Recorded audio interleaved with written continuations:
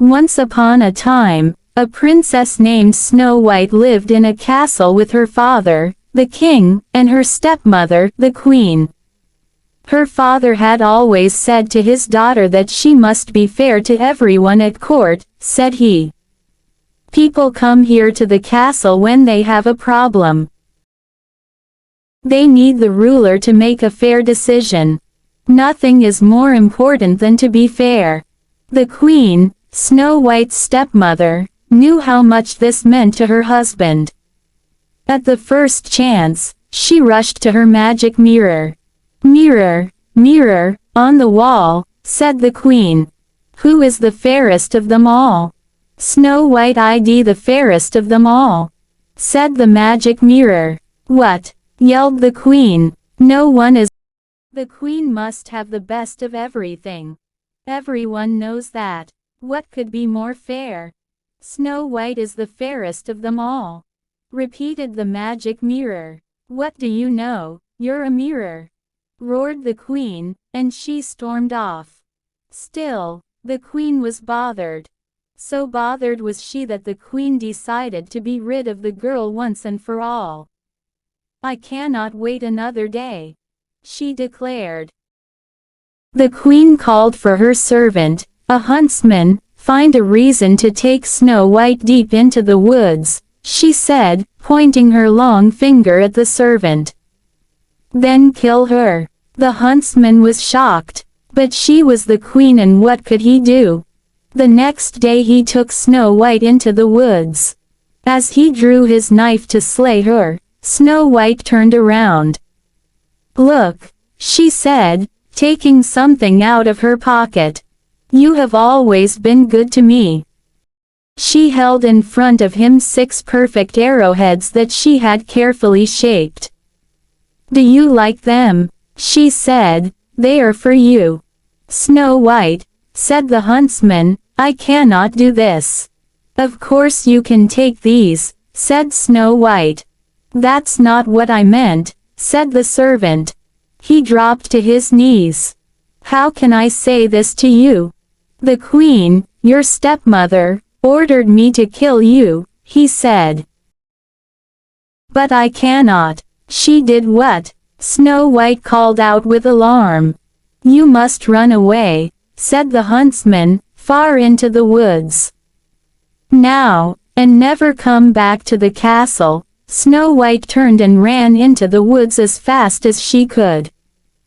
Deeper and deeper she ran.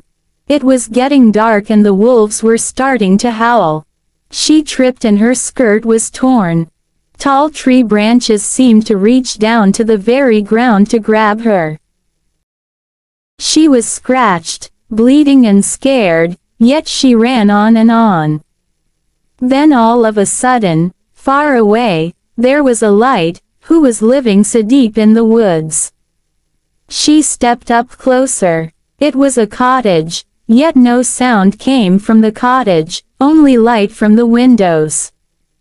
"Hello," she said, knocking softly on the door.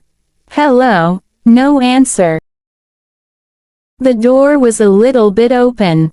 She opened it some more and stepped in. "Hello, is anyone home?" She looked around. What a mess. She had never seen a messier living room. "This cottage may be the biggest mess I ever saw," she thought, "but it's a roof over my head for tonight. Maybe if I clean up around here, I can earn my sleep." As she cleaned, she thought of some. Before her father had remarried, she and her prince, who lived in the next kingdom, were getting to know each other. They would take long walks in the royal garden and tell each other stories and laugh. After the queen had moved into the castle, her stepmother had made a new rule: no more visitors. Now the prince had to slip over the palace gate in secret. He would call out to her from under her window, and they could talk a bit that way. It wasn't as good as the long walks, but it was the best they could manage. Now that she had to run away from home, would she ever see him again? After Snow White cleaned up the living room, she went up. On the second floor, there were 7 little beds lined up in a row, as if for children. Tired from cleaning, Snow White yawned and lay across all 7 of the beds. Soon she fell fast asleep. In the meantime, the 7 dwarfs were heading home from a long day of working in the dual mines. When they opened the door, you can imagine their surprise when they saw their cottage all cleaned up. "What kind of magic is this?" said one of the dwarfs, whose name was Doc. "I wouldn't mind more magic like this," said another of the dwarfs with a smile. "His name was Dopey. We'd better check upstairs," said another dwarf, whose name was Grumpy. "Something is fishy around here, that's for sure. They're lying across all their beds." Was a young lady fast asleep? "Who are you?" said all the dwarfs at once. Snow White bolted awake. The 7 dwarfs could tell she was as surprised as they were. Soon they all relaxed and shared their stories. Snow White learned their names: Bashful, Doc, Dopey, Grumpy, Happy, Sleepy, and Sneezy. She told them all about her stepmother. That her stepmother had tried to get the huntsman to kill her. That the huntsman had set her free in the woods, and that she could never go back home again. "Stay here with us," said Bashful. "That's sweet," said Snow White.